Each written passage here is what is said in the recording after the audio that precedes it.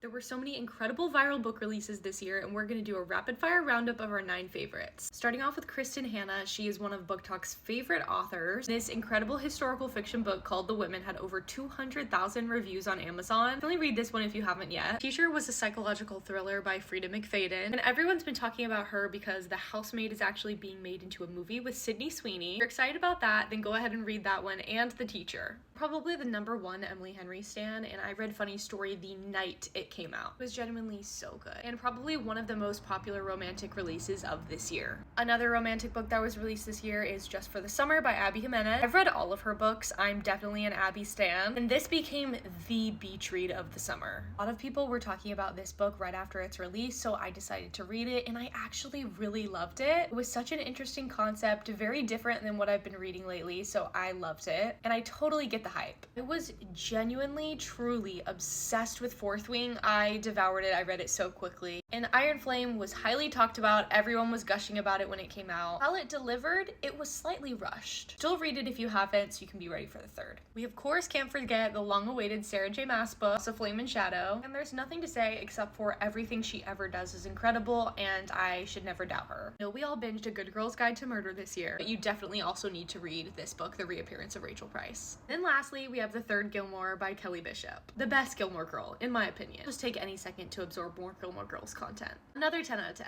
Those were some of our favorite releases for this year, but what do you guys think? Make sure to let us know which one's your favorite in the comments, and head to Brit+Co for more entertainment updates.